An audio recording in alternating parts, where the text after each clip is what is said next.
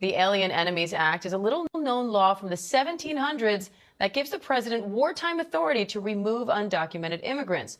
Legal experts say it could face an uphill battle in court. Meanwhile, the Trump administration is asking the Supreme Court to weigh in on the legal battle over birthright citizenship.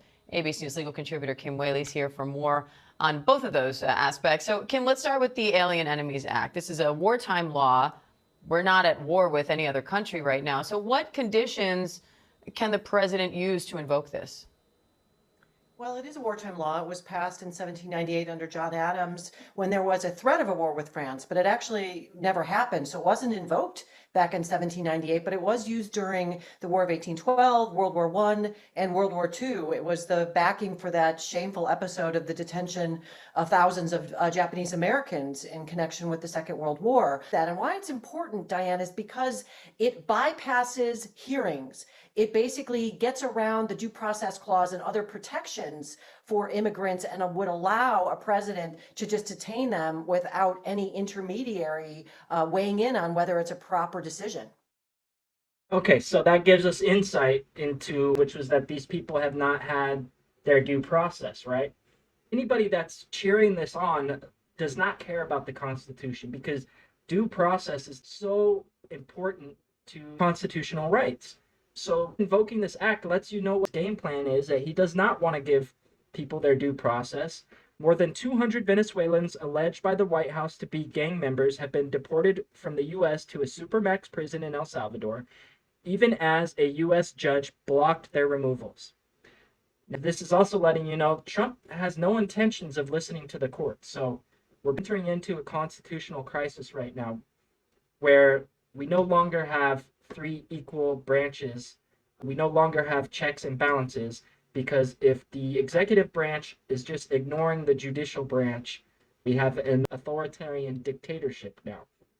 But anyways, El Salvador's president, Nayib Bukele, wrote on social media that 238 members of the Venezuela gang Tren de Agua had arrived in the Central American country along with 23 members of the international MS-13 gang on Sunday morning. Neither the U.S. government, let me read this loud and clear, neither the U.S. government nor El Salvador has identified these detainees nor provided details of their alleged criminality or gang membership. If you don't have due process, you don't know who these people are. I think Trump's just counting on his people, looking at them and drawing a conclusion based on the way they look.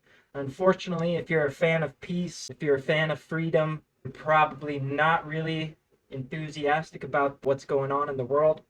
I woke up this morning and I saw this video. I didn't even think it was real.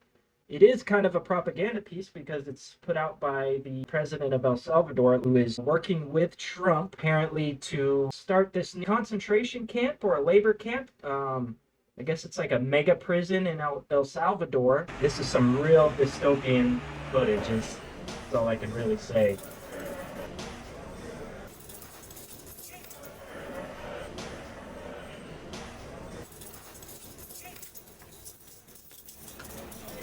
I just have to point that out, how they're holding their heads down like that. That is like purely a psychological, purely to keep them in a submissive state, purely to like mentally demean them.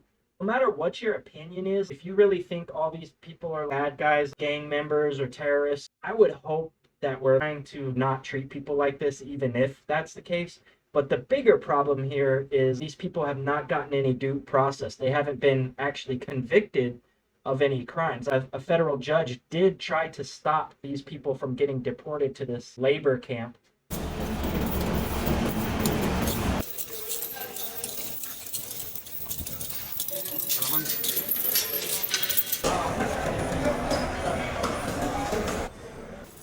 That's the first guy in this entire video that I've seen with tattoos.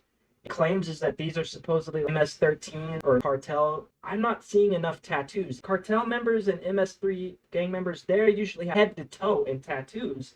Very common to have head and face tattoos. I don't see really any tattoos going on. My guess is that a lot of these people are just undocumented migrants that did not have any due process and got sent over here. That's what I'm gathering so far.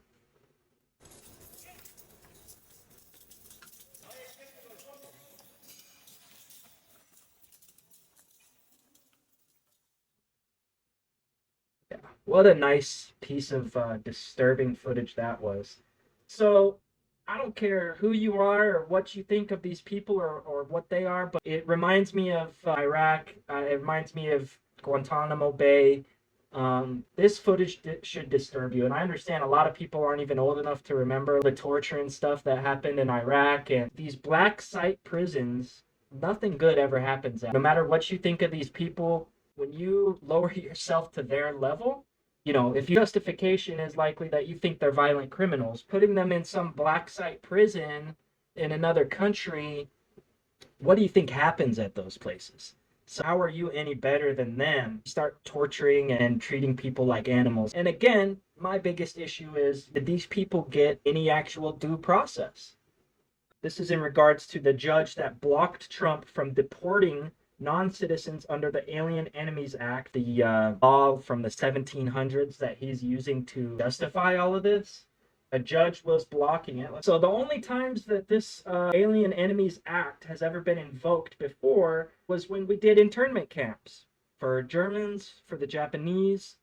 So that gives you a little idea of what Trump's game plan is here. History repeats itself, and that's what's happening here. So if you're cheering this on, if this is something that you think is great and awesome, try to self-reflect a little bit. Try to look back at history when we did this before. Try to remember if those people were on the right side of history by putting people in concentration camps. Is that really the side of history you want to be on? This is another issue I have with this. The president may invoke the law in times of declared war or when a foreign government threatens an invasion. None of those things are going on. Now, I understand Trump and his people, they call the migrants coming to the U.S. an invasion, but under the definition of invasion during war, it does not fit that definition at all. So yeah, words matter, words have meaning. Just because you call it an invasion when people are seeking asylum from countries that we have destabilized, I mean, this is going to get ugly, folks.